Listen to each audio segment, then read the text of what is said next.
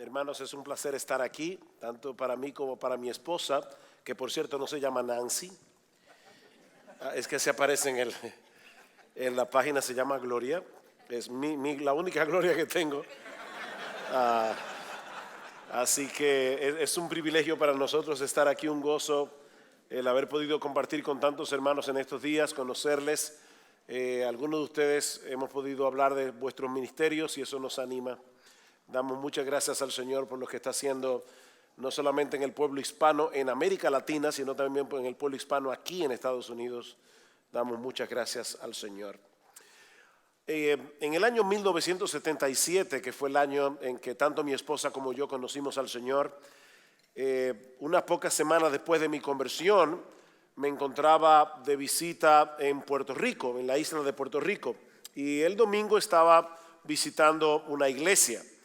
El pastor acababa de llegar de viaje y por lo que pude prever en su predicación, parece que se encontró con varios problemas en la iglesia a su regreso. Cuando él anunció su texto bíblico, yo me sentí sumamente entusiasmado y expectante. El sueño de José en Génesis capítulo 37. En ese momento yo no tenía ideas muy claras acerca de la predicación en general y mucho menos de lo que implicaba predicar de un pasaje del Antiguo Testamento en el marco de la gran historia de la redención. Sin embargo, aún así me sentí sumamente decepcionado al ver que lo que el predicador hizo con ese pasaje del libro del Génesis. Si mi memoria no me falla, inmediatamente después de leer las Escrituras, él comenzó diciendo que él también había tenido un sueño. Había soñado que los hermanos de la iglesia se amaban unos a otros, había soñado que no había chismes en la iglesia y cosas por el estilo. El relato bíblico se quedó en la plataforma de lanzamiento después de disparar hacia el espacio sideral el cohete de sus propias inquietudes y opiniones personales. Han pasado muchos años desde ese incidente. En ese tiempo yo lo más lejos que tenía es que algún día yo iba a ser pastor e iba a ser también un predicador. Y gracias al Señor yo he tenido la gran bendición de escuchar a buenos predicadores y escuchar buena predicación a lo largo de todos estos años. Y hemos escuchado buena predicación en esta conferencia. Pero hermanos, debemos reconocer con tristeza que dentro del mundo evangélico no abunda ese tipo de predicación en la que el predicador expone lo que el texto bíblico realmente dice.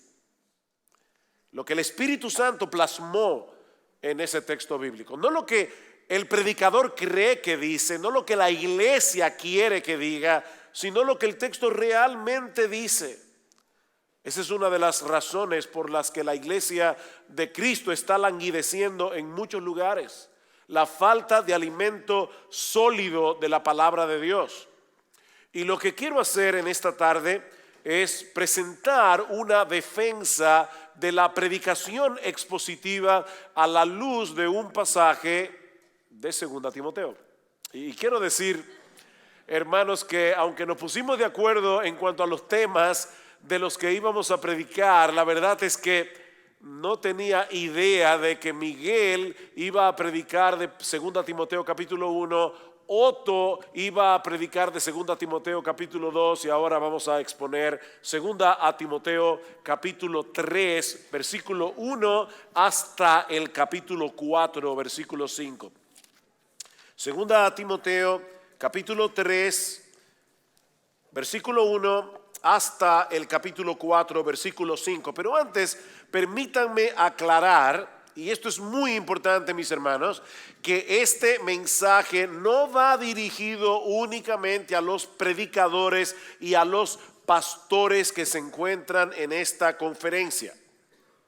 Yo estoy convencido de que es extremadamente importante que los creyentes en las iglesias vean la importancia de exponerse regularmente a la predicación expositiva para su propio crecimiento espiritual, para ser equipados de modo que puedan servir a otros, como nos hablaba Otto en la hora anterior. Yo creo que una de las razones por la que existe la mala enseñanza es porque hay mucha gente dispuesta a oírla con gusto.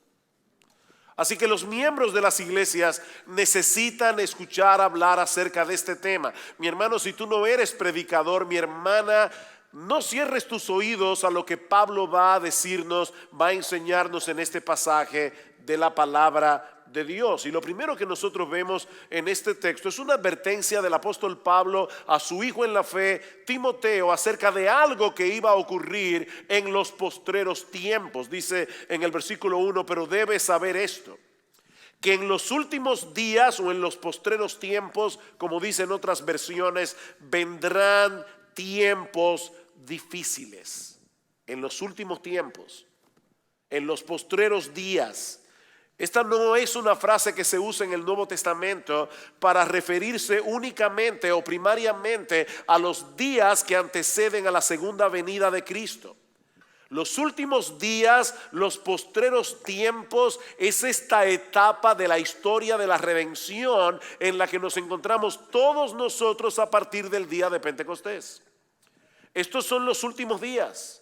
Estos son los postreros tiempos. Esa es la última etapa de la historia redentora antes de la consumación, antes de la segunda venida en gloria de nuestro Señor Jesucristo. Y lo pueden ver en el capítulo 2 del libro de los Hechos, como el apóstol Pedro le dice a las personas que escucharon su primer sermón: estos no están borrachos como algunos de ustedes creen, porque apenas son las 9 de la mañana. Más bien lo que está sucediendo aquí es el cumplimiento de la profecía de Joel, que en los postreros días, y entonces Pedro comienza a exponer lo que esta profecía de Joel enseñaba. Y el apóstol Juan dice en 1 Juan capítulo 2 versículo 18: hijitos, ya estamos en los postreros días. Ya estamos en los postreros días. De manera que nosotros, lo mismo que Timoteo, nos encontramos dentro de ese período que Pablo va a describir aquí como los postreros tiempos. ¿Y cuál es el peligro? ¿Cuál es la naturaleza del peligro que tanto Timoteo como nosotros vamos a tener que enfrentar? Vean el versículo 2. Porque aquí la dificultad de estos postreros días, porque los hombres serán amadores de sí mismos, avaros, jactanciosos, soberbios, blasfemos, desobedientes a los padres, ingratos, irreverentes, sin amor, implacables, calumniadores, desenfrenados, salvajes, aborrecedores de lo bueno, traidores, impetuosos, envanecidos, amadores de los placeres en vez de ser amadores de Dios, teniendo apariencia de piedad, pero habiendo negado su poder. A los tales Timoteo evita. Alguien pudiera decir que esos rasgos de carácter han estado presentes entre los impíos desde que el mundo es mundo. Pero lo que Pablo nos está diciendo aquí es que en los postreros días estas cosas no solo se van a manifestar en el mundo. Mis hermanos, lo que Pablo nos está diciendo en este texto es que en los postreros días el problema va a ser que esto se va a ver dentro de la iglesia. Esto no va a estar en el mundo, esto va a estar en la iglesia. Las personas que Pablo está describiendo aquí no están allá afuera, están dentro de nuestras iglesias. Por eso Pablo dice en el versículo 5: tendrán apariencia de piedad. Y noten el versículo 8: y así como Janes y Jambres se opusieron a Moisés, de la misma manera estos también se oponen a la verdad. Hombres de mente depravada, reprobados en lo que respecta a la fe. De manera que este es un cuadro aterrador. ¿Cómo se supone que los ministros del evangelio vamos a poder hacer la obra del Señor sabiendo de antemano que este tipo de personas van a tratar de infiltrarse dentro de las iglesias disfrazadas de ovejas? Y lo que es todavía peor, algunos van a llegar a ser pastores. En Hechos 20, el apóstol Pablo le dice a los ancianos de Éfeso: mirad por vosotros mismos y por todo el rebaño en que el Espíritu Santo os ha puesto por obispos para apacentar la iglesia del Señor, la cual él ganó con su propia sangre. Cuiden a la iglesia, pero cuídense a ustedes mismos. ¿Saben por qué? Porque dentro de vosotros mismos se levantarán lobos rapaces que no perdonarán al rebaño. La meta del diablo es introducir impíos en la iglesia, que sean bautizados, que entren en la membresía y, de ser posible, que lleguen al liderazgo. Por eso es que los postreros días son tan peligrosos. Ahora, algo interesante en esta lista de adjetivos en el idioma original, y no vamos a poder estudiar cada una de las cosas que Pablo dice aquí, pero estos adjetivos en el idioma original comienzan con dos palabras y terminan con dos palabras que tienen el mismo prefijo griego, philos, que significa amador. Es como si fuera una lista de adjetivos entre corchetes. ¿Cuáles son los dos primeros adjetivos? Dice: serán amadores de sí mismos y serán amadores del dinero. Amadores de sí mismo, avaros. La palabra griega es una palabra compuesta que significa amadores del dinero. ¿Y cómo concluye la lista? Serán amadores de los placeres en vez de ser amadores de Dios. ¿Se dan cuenta? Ambas listas comienzan exactamente con la misma palabra. Son philos, para que nosotros sepamos que el problema de esta gente no radica en el hecho de que hacen cosas malas, simplemente. No, es algo mucho más profundo. Es que sus corazones están tan dañados, dice Pablo, que ellos aman lo que deberían aborrecer y ellos aborrecen lo que deberían amar. Es de esa fuente corrupta que fluye todo lo demás. Y ahora yo me pregunto, ¿hay algo que nosotros como pastores podamos hacer que sea capaz de cambiar radicalmente el curso de los afectos de estas personas?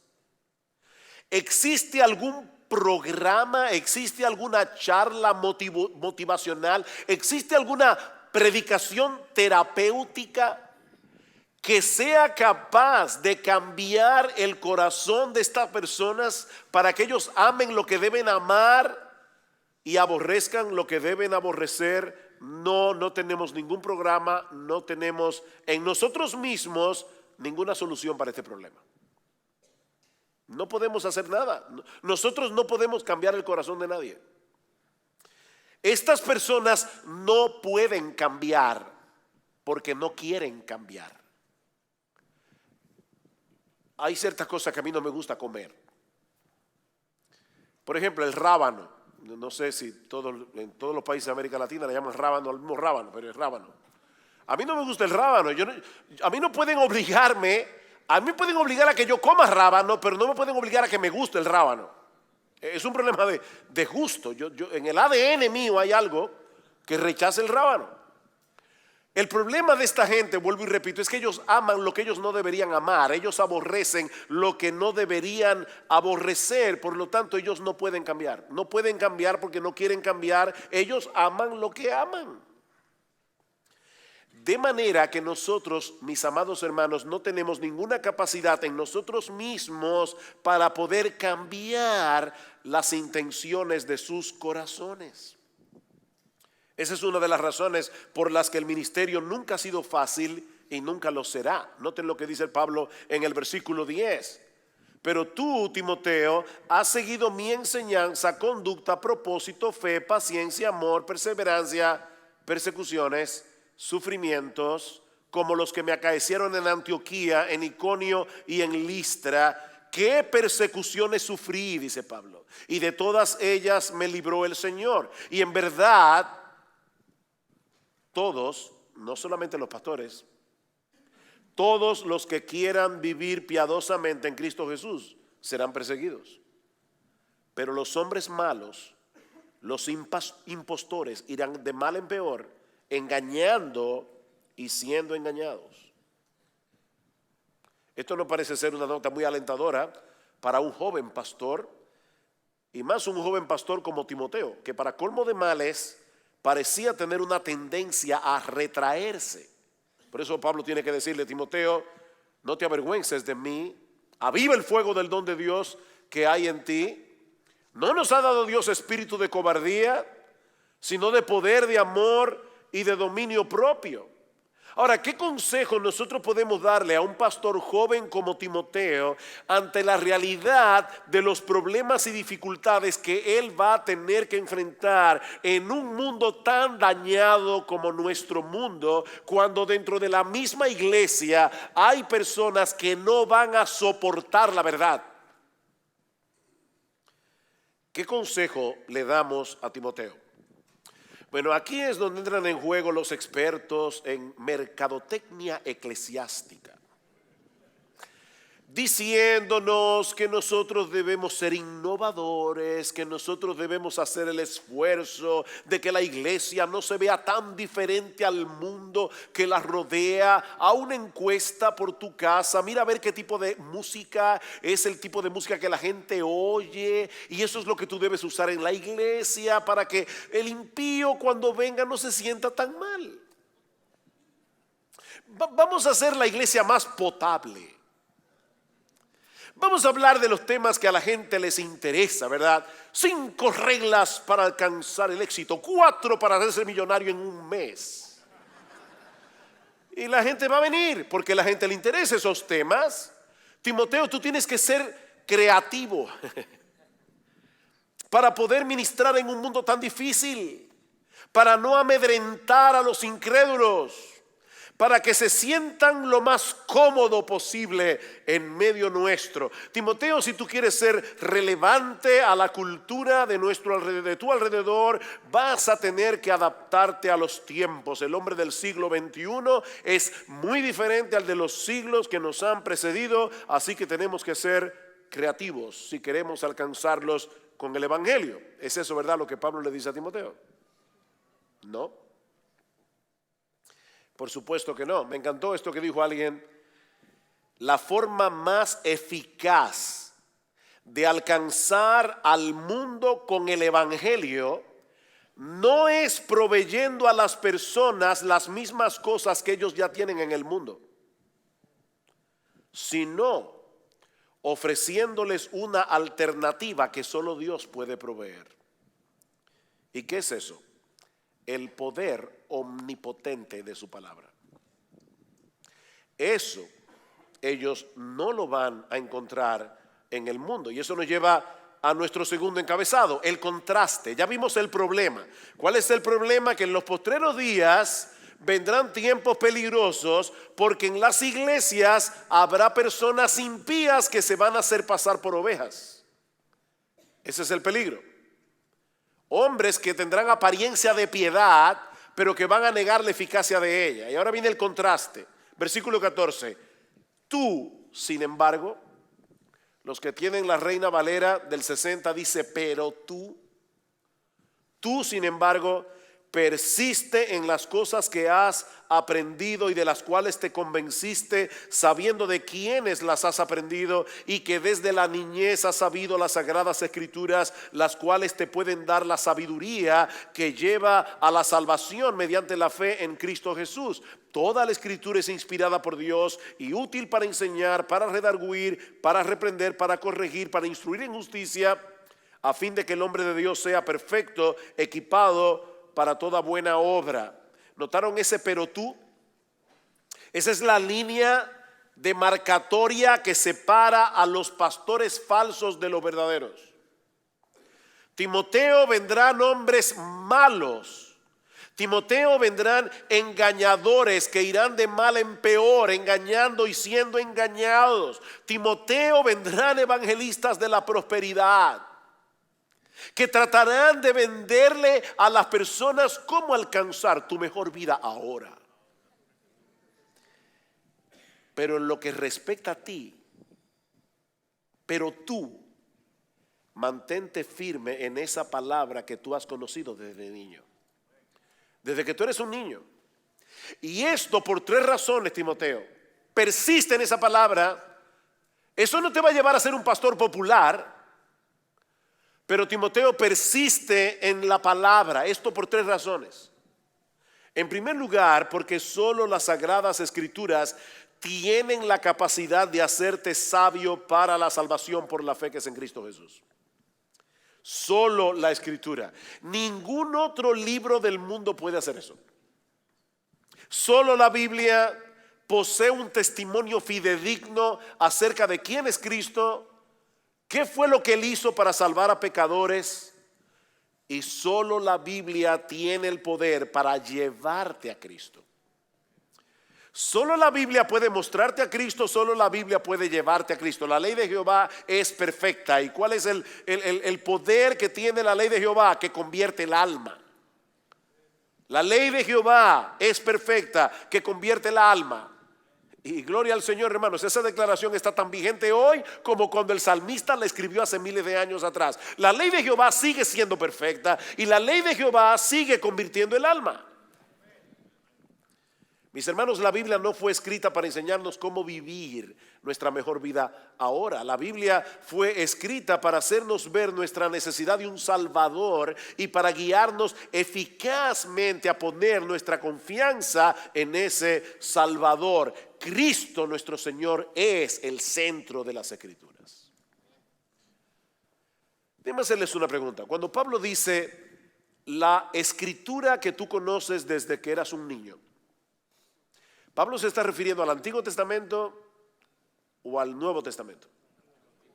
Evidentemente al Antiguo Testamento, porque cuando Timoteo era un niño, el Nuevo Testamento no se había comenzado a escribir. Así que lo que Pablo le está diciendo es: Timoteo, el Antiguo Testamento fue escrito para hacerte sabio para la salvación por la fe que es en Cristo Jesús.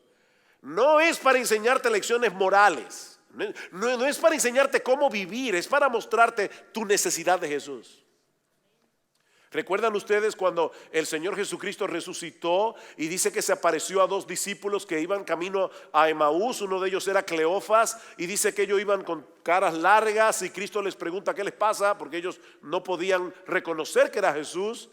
Y ellos le dicen: ¿eres tú el único forastero en Jerusalén que no sabes lo que pasó aquí? Cómo Jesús Nazareno fue crucificado y nosotros creíamos que Él era el que iba a redimir a Israel.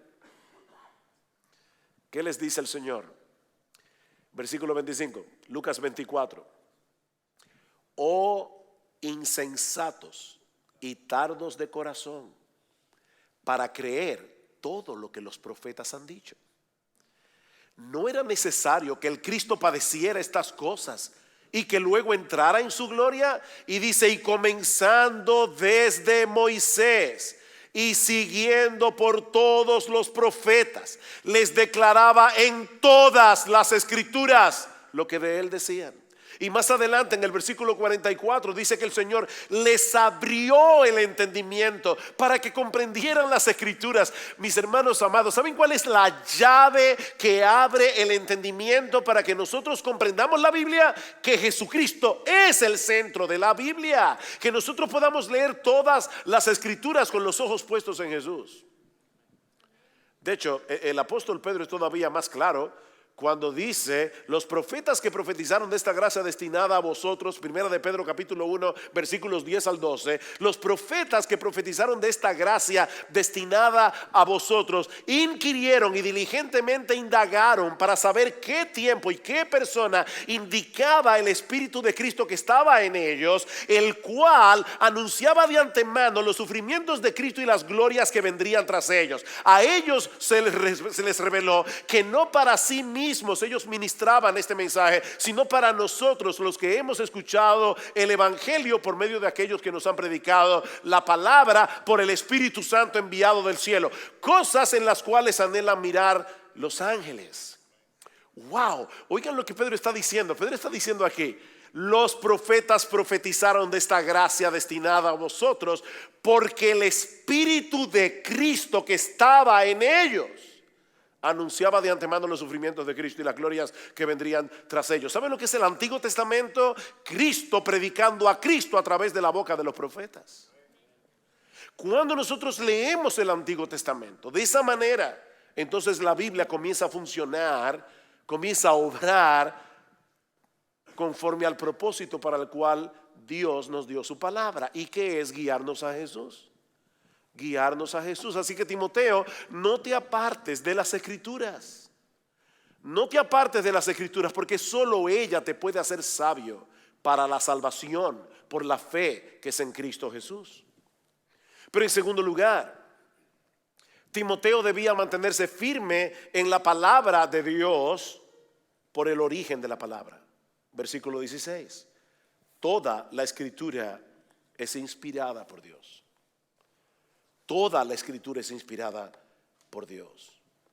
Miren, hermanos, nosotros estamos tan acostumbrados a decir que la Biblia es la palabra de Dios, que fácilmente podemos perder de vista lo extraordinario que es el hecho de que la Biblia es la palabra de Dios. ¿Sabes lo que significa que la Biblia es la palabra de Dios? Esto que voy a decir ahora, espero que estén despiertos, es profundo. Esto significa que la Biblia es la palabra de Dios. Es la palabra de Dios, hermanos. Es la palabra de Dios.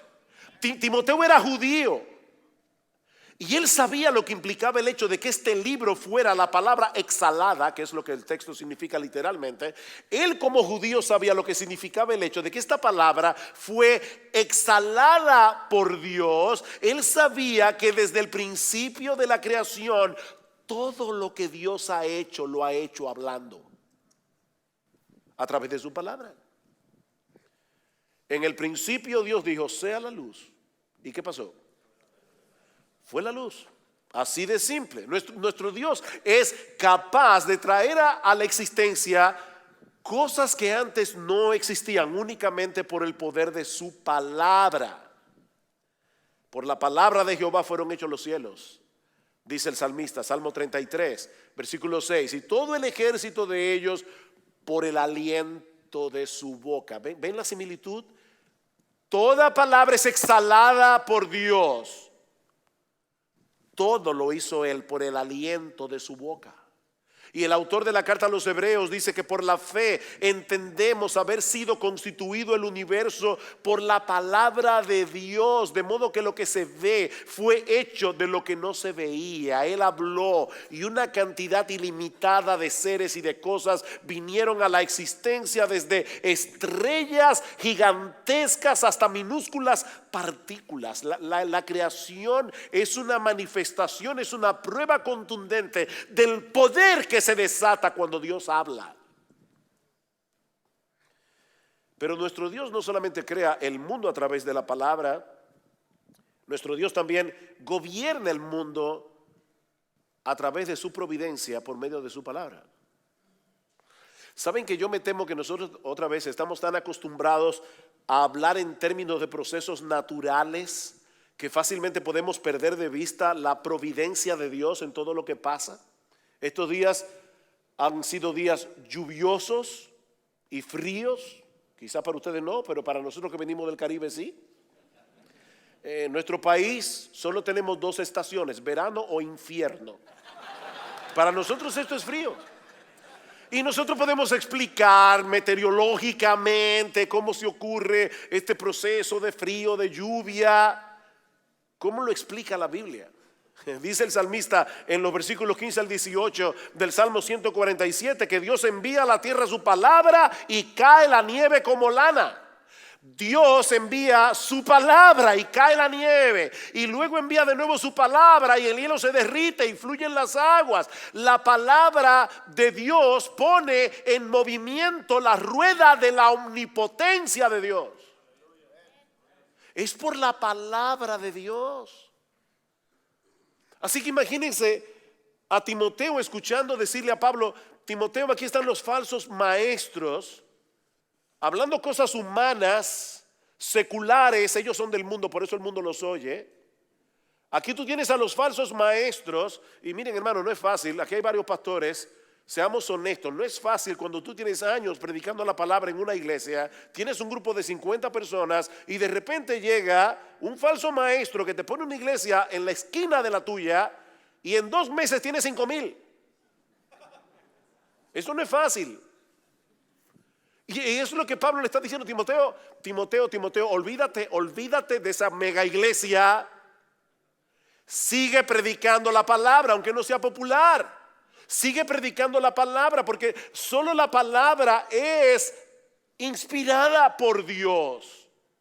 Predica la palabra. Seguramente Timoteo conocía lo que dice Isaías capítulo 55, versículo 10 y 11. Porque como desciende de los cielos la lluvia y la nieve y no vuelve allá, sino que riega la tierra y la hace germinar y producir y da semilla al que siembra y pan al que come, así será mi palabra que sale de mi boca. No volverá a mí vacía, sino que hará lo que yo quiero y será prosperado en aquello para lo que yo le envié. La palabra mía que sale de mi boca. Este libro es la palabra de Jehová que salió de su boca. Lo que aquí dice lo dice Dios. Por eso me encanta, yo cito mucho a Piper en esa frase de Piper que dice: ¿tú quieres oír la voz audible de Dios? Lee la Biblia en voz alta. Esta es la voz de Dios. Esta es la palabra de Dios. Él crea por su palabra, Él gobierna el universo por su palabra, Él trae juicio al mundo por su palabra, y por esa misma palabra cambia el corazón de los perdidos. Por esa misma palabra Él crea y sostiene a su iglesia. Hechos capítulo 20 versículo 32, que dice Pablo: yo os encomiendo a la palabra de gracia, la cual tiene poder para sobreedificaros y daros herencia entre los santificados. La palabra de Dios. La palabra de Dios, está la identificación de Dios con su palabra, que la Biblia se presenta a sí misma como poseyendo los mismos atributos de Dios. Wow. La palabra de Dios es justa. Salmo 119:7. La palabra de Dios es fiel. Salmo 119:140. La palabra de Dios es verdad. Salmo 119:142. La palabra de Dios es eterna. El cielo y la tierra pasarán, mis palabras nunca pasarán. La palabra de Dios es omnipotente. Isaías 55:11. La palabra de Dios es perfecta. Salmo 19:7. La palabra de Dios es santa. Timoteo, tú has oído las sagradas escrituras. ¿Ven? La Biblia tiene los mismos atributos de Dios. ¿Por qué? Porque es la palabra de Dios. Es la palabra de Dios. Hay una tercera razón por la que Timoteo y todos los pastores de todas las épocas deben mantenerse fieles, firmes en predicar la palabra. Y es el hecho de que precisamente porque es la palabra de Dios, ella es suficiente para llevar a cabo el propósito de Dios. Es lo que sigue diciendo Pablo, versículo 16. Toda la escritura es inspirada por Dios y útil. Útil para enseñar, útil para reprender, útil para corregir, útil para redarguir, útil para instruir en justicia, a fin de que el hombre de Dios sea perfecto, enteramente preparado para toda buena obra. Timoteo, todo lo que tú necesitas para seguir avanzando en tu propia madurez cristiana. Timoteo, todo lo que tú necesitas para poder hacer la obra del ministerio se encuentra en la palabra. Se encuentra allí en la palabra inspirada de Dios, infalible, la palabra inerrante, sin error, todo suficiente. Timoteo, tú no tienes que ir a aprender psicología a la universidad para saber cómo lidiar con los problemas de las almas de tus hermanos. Tú tienes la palabra de Dios en tus manos. ¿Quién creó el alma humana? La creó Dios. Timoteo, esta Biblia es suficiente. Claro, es suficiente para hacer lo que ella está supuesta a hacer. O sea, por favor, este libro no es suficiente para enseñarle a un médico cómo hacer una operación de corazón abierto. No, para eso no es suficiente la Biblia, porque la Biblia no se escribió para eso. Ahora, todo lo que tiene que ver con aquello que nos lleva a la madurez en Cristo, que nos lleva a Cristo y a la madurez en Él, todo está aquí. Este libro es completo, no le falta nada, es la palabra de Dios. Es perfecto, este libro es perfecto, este libro es fantástico, es la palabra de Dios. Es maravillosa la palabra de Dios. A la luz de esta realidad, de lo que la Biblia es, de lo que la Biblia hace ¿Qué debemos hacer nosotros los pastores con esta palabra? Y eso nos lleva a nuestro tercer encabezado. Ya vimos el peligro, los postreros días vendrán tiempos peligrosos, ya vimos el contraste. Timoteo, olvídate de los falsos maestros, haz tú lo que tú tienes que hacer. Veamos ahora el mandato, capítulo 4, versículo 1. Te encargo solemnemente. Y hermanos, el capítulo 4 no está tratando con un tema diferente. Pablo sigue hablando del mismo tema. Te encargo solemnemente en la presencia de Dios y de Cristo Jesús, que ha de juzgar a los vivos y a los muertos por su manifestación y por su reino. Predica la palabra. Predica la palabra. El verbo predicar aquí se encuentra en modo imperativo, lo que indica que no es una opción, no es una sugerencia, es una orden. Timoteo, algún día tú te vas a presentar ante el tribunal de Dios. Que aquel día Él te encuentre siendo fiel. ¿Por qué? Porque no dejaste de predicar la palabra. Dios nos manda a proclamar como heraldos la palabra de Dios. Eso es lo que significa la palabra predicar en el original. En los tiempos antiguos, los heraldos eran hombres escogidos que debían tener una voz fuerte y autoritativa. Perdón, me acabo de acordar de algo. No, es que en estos días unos amigos que viven en México nos contó la mamá que encontró al niño leyendo el libro La más extraordinaria historia jamás contada, pero le estaba leyendo así, bien alto, y decía, ¿y qué te pasa? Y dice, lo estoy leyendo como le diría el pastor Sugel.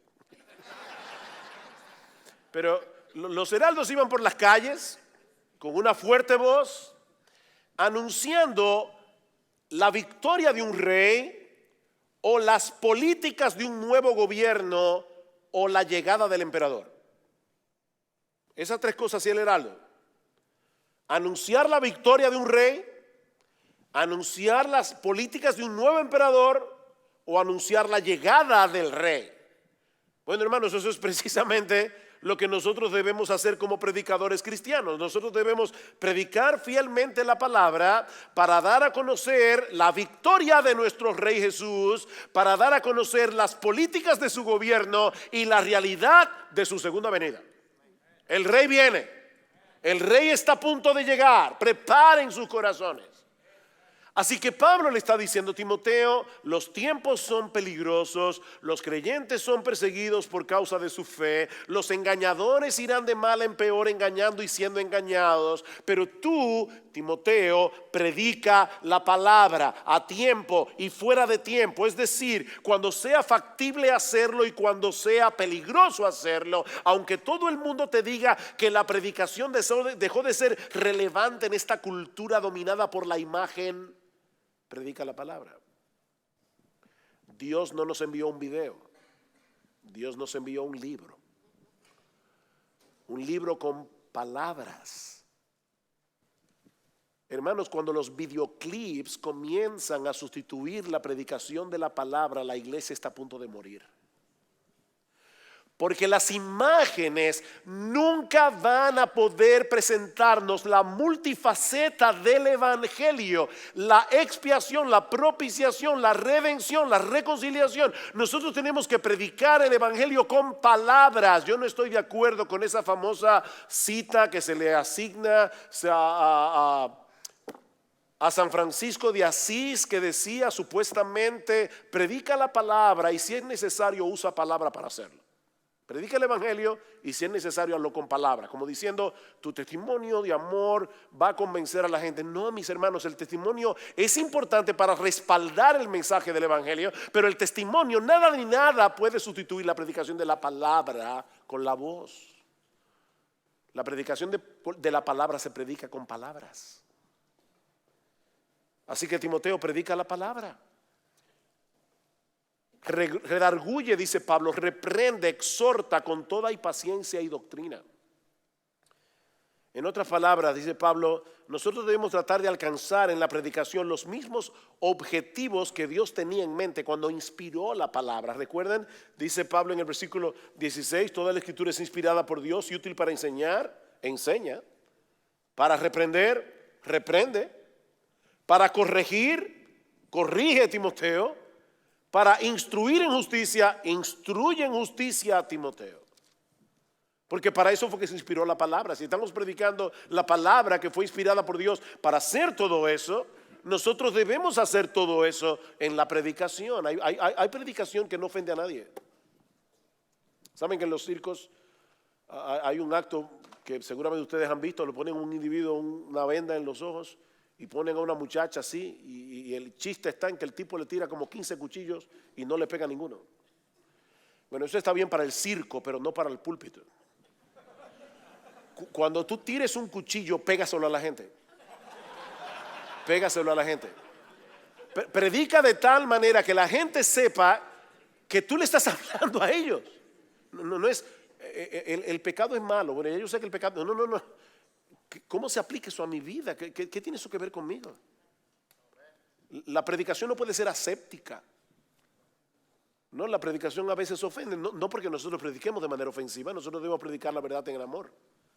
Es que la palabra es como una espada.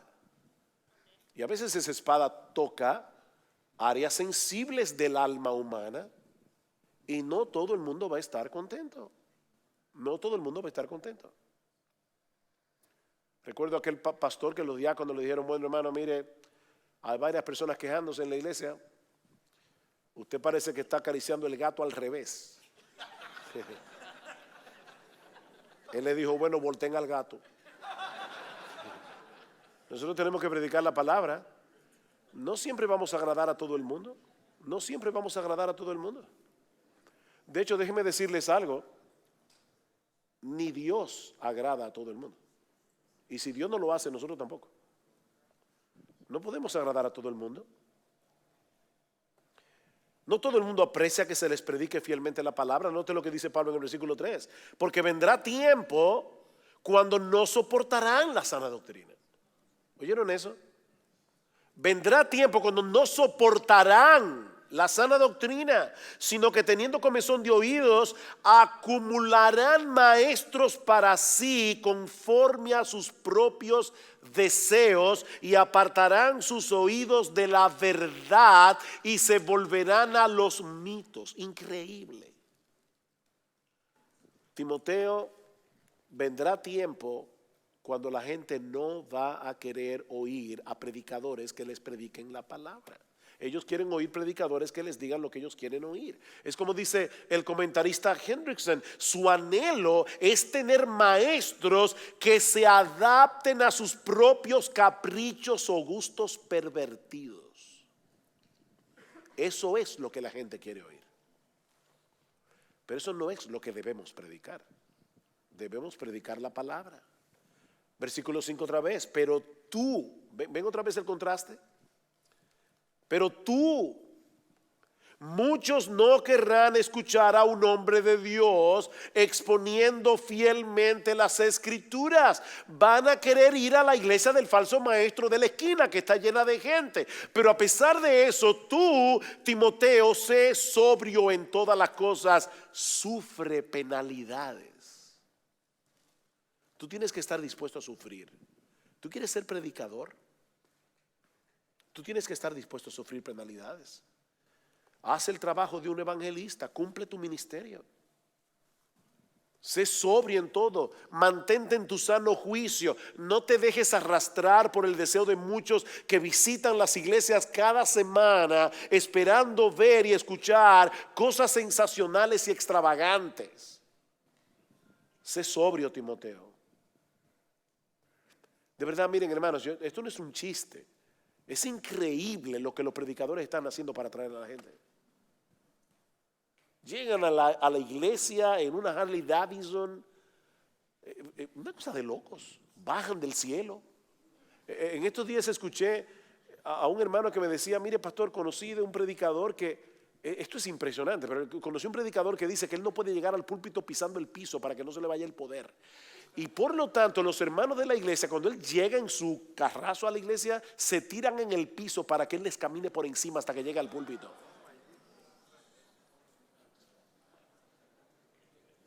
Eso es lo contrario de ser sobrio. Timoteo, sé sobrio en todo, soporta las aflicciones. Recuerda que todos los que quieran vivir piadosamente en Cristo Jesús van a padecer persecución, y eso incluye a los que persistan en predicar la palabra cuando muchos no van a querer oír esa palabra. Haz obra de evangelista en la iglesia, fuera de ella, comparte el evangelio a los perdidos. Cumple tu ministerio. ¿Cómo? Entre otras cosas, procurando con diligencia presentarte delante de Dios aprobado, como un obrero que no tiene de qué avergonzarse, porque traza bien la palabra de verdad. Albert Mohler cuenta una historia interesante en sus días como Boy Scout en la Florida. Él decía que tanto a él como a sus amigos estaban fascinados con las serpientes, por lo que necesitaron aprender a distinguir una serpiente venenosa de una que no lo era. La mayoría de las serpientes venenosas de Norteamérica se pueden distinguir por ciertas marcas que hay en su piel, pero hay una en particular que puede ser muy engañosa. Es la serpiente de coral. Esta serpiente posee franjas rojas, amarillas y negras y es sumamente venenosa. El problema es que es casi idéntica a la serpiente rey escarlata, que tiene los mismos colores. La única diferencia es en el orden de los colores. Es un problema. Son casi iguales. Es por eso que a los muchachos se les enseñaba un poema para distinguir una serpiente de otra. El poema en inglés decía, hay varias versiones del poema, pero básicamente es esto: red on black, safe for Jack. Red on yellow, kill a fellow. Una traducción bastante liberal, libre del poema sería como: el rojo tocando el negro es seguro para Jack, el rojo tocando el amarillo seguro te matará. Un día, cuando Mohler tenía 13 años, se encontró con una serpiente multicolor que tenía unos anillos rojos tocando unos anillos negros, y se acordó del poema: el rojo tocando el negro es seguro para Jack. Pero cuando estaba a punto de agarrar a la serpiente con sus manos, de repente le vino una duda. ¿Qué tanto yo puedo poner la confianza de mi vida en un poema? Así que él decidió dejar la serpiente tranquila. Y creo que fue una buena decisión. Mi hermano, esa es mi pregunta para ti en esta tarde. La pregunta que debemos hacernos todos, seamos predicadores o no: ¿cuánto podemos confiar nuestra vida a la Biblia? ¿Cuánto podemos confiar en la Biblia como para guiar nuestra vida por ella? O poniéndolo de otra manera, ¿cuánto confiamos realmente en la Biblia como para dedicar nuestras vidas a predicarla fielmente, aunque no tengamos muchos frutos aparentes? ¿O cuánto podemos confiar en la Biblia, miembros de las iglesias que están aquí, como para no querer que nadie nos predique absolutamente nada que no sea la Biblia? Miren, mis hermanos, nosotros podemos llenar las iglesias haciendo muchas cosas entretenidas, pero no fuimos llamados a entretener cabras. Nosotros fuimos, como decía Spurgeon, llamados a buscar las ovejas del rebaño de Dios para alimentarlas con la palabra de Dios. A eso fue que fuimos llamados. Permítame concluir con una historia que leí hace unos años acerca de un equipo plantador de iglesias. Y yo espero que esta historia verídica, 100% verídica, pueda ser de mucho ánimo para todos nosotros. Este equipo plantador se reunió en una ciudad en donde no había cristianos, ni uno solo, nada, cero, no había iglesias. Como es el caso de muchos equipos plantadores, ellos recibieron un poco de apoyo económico de parte de la iglesia que los envió, pero también tenían que trabajar en otras cosas para proveer para sí mismos y completar el presupuesto. Obviamente, este equipo plantador no tenía presupuesto para letreros llamativos, para volantes, para escuela bíblica de verano, ni pensar en instrumentos musicales, ni un centro médico, ni nada que pudiera llamar la atención de la gente. Así que se contentaron con reunirse en un lugar muy poco atractivo y predicar el evangelio a los que quisieran escuchar. Y algo interesante, por ciertas razones ellos no tenían el Nuevo Testamento. Solo contaban con el Antiguo Testamento. No tenían Nuevos Testamentos. ¿Y saben lo que pasó? Solo con el Antiguo Testamento, grandes cantidades de personas respondieron al evangelio. Hubo muchas conversiones y eso, por supuesto, provocó celos en otros grupos religiosos del lugar, el cual involucró a las autoridades para expulsar de la ciudad al equipo plantador. De manera que el equipo apenas había tenido un mes predicando la palabra en ese lugar. Esa fue su historia allí, un mes. Y aún así se fundó una iglesia, predicando el Antiguo Testamento. Sin embargo, a pesar de la salida prematura de los plantadores, la iglesia prosperó, increíblemente la iglesia prosperó, la iglesia siguió creciendo, las persecuciones continuaron en contra de los hermanos, pero la iglesia respondía con gozo. Y por supuesto, como debemos suponer, surgieron preguntas en el joven grupo de creyentes con respecto a varios asuntos doctrinales, pero los actos de fe y las obras de amor de la iglesia comenzaron a llamar la atención de toda la región. Debido al testimonio y a la labor de esta iglesia, el evangelio se propagó incluso más allá de su propio país. ¿Cómo se explica un crecimiento tan sorprendente en medio de tanta persecución? Escuchen lo que dijo el plantador de iglesia. Esta fue su explicación. Nuestro evangelio les llegó no solo con palabras, sino también con poder.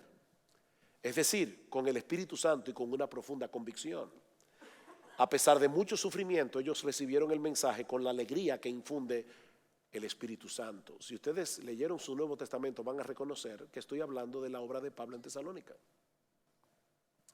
Eso fue lo que pasó en Tesalónica. Eso está en el Nuevo Testamento. Ellos no tenían el Nuevo Testamento, solamente tenían el Antiguo Testamento. Fueron a plantar la iglesia allí, estuvieron casi un mes, los botaron de la ciudad. Lean Primera y Segunda Tesalónica para ver lo que sucedió con estas iglesias. Es un relato sorprendente.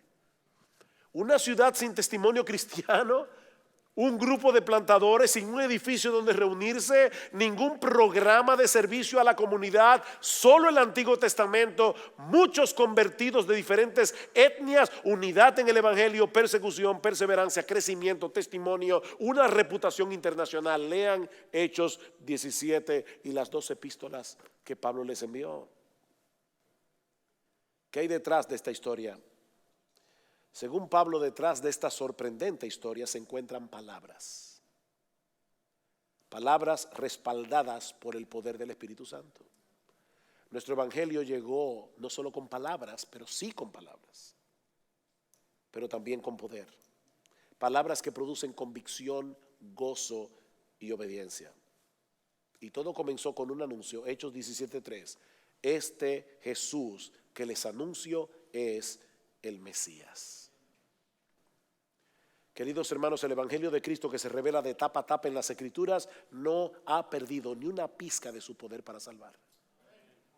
Ni una pizca. Y para edificar. Así que, pastor, que estás aquí en esta tarde, querido hermano, compañero de milicia, si quieres la bendición de Dios sobre tu ministerio, predica la palabra. Predica la palabra a tiempo y fuera de tiempo.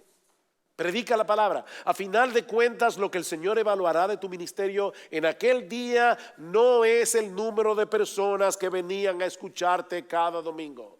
Lo que el Señor evaluará en aquel día no son la cantidad de sermones que se oían y que eran reproducidos en YouTube. ¿Quiénes pues el siervo fiel y prudente, al cual puso su señor sobre su casa, para que les dé el alimento a tiempo. Bienaventurado aquel siervo al cual, cuando su señor venga, le haya haciendo así. Eso es lo que será evaluado en aquel día. Solo la palabra de Dios es la palabra de Dios. Solo la palabra de Dios tiene el poder para transformar. Y miembros de las iglesias que están en medio nuestro, oren por sus pastores, oren por sus predicadores, para que el Señor los mantenga fieles, haciendo lo que deben hacer. Como citaba, creo que era Miguel o Juan en Hechos capítulo 6, cuando las viudas empezaron a ser desatendidas y las personas comenzaron a tener problemas y críticas. ¿Y qué hicieron los apóstoles? Buscaron a los diáconos y le dijeron: ocúpese de esta cosa, porque no es justo que nosotros dejemos la palabra de Dios para servir a las mesas. Era importante atender a las viudas, pero no a costa de la predicación de la palabra. Miembros de las iglesias, animen a sus pastores a predicarles fielmente las escrituras. Déjenles saber que ustedes aprecian que ellos hagan eso. Díganselo. Díganle a sus pastores que ustedes no vienen a las iglesias a ser entretenidos con unos cuantos chistes y unas cuantas historias emotivas. Díganle a sus pastores: vine a ser alimentado de Cristo mientras escuchaba su voz a través de su palabra predicada. Animen a sus pastores. Quiere el Señor levantar más predicadores en el mundo hispanoparlante, que tengan esta convicción, de manera que la voz de Dios siga resonando en los púlpitos a través de expositores fieles de su palabra, para ver en acción el poder de Dios, salvando a pecadores y edificando a los creyentes. Quiera Dios seguir levantando estos predicadores en nuestra generación. Vamos a orar. Padre, queremos darte muchas gracias por habernos dado tu palabra en esta conferencia. Oh Señor, llévanos a nuestras casas, llévanos a nuestras iglesias, meditando en las cosas que hemos oído, animados de seguir siendo fieles predicadores, expositores de tu palabra. Padre, bendice a cada ministerio, cada iglesia aquí representada. Oh Señor, te rogamos por tu pueblo en América Latina, te rogamos por tu pueblo aquí en Estados Unidos.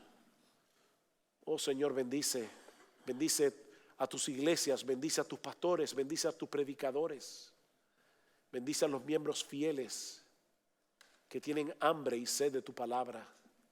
Alabamos y bendecimos tu nombre, Señor, en Cristo nuestro Salvador. Amén.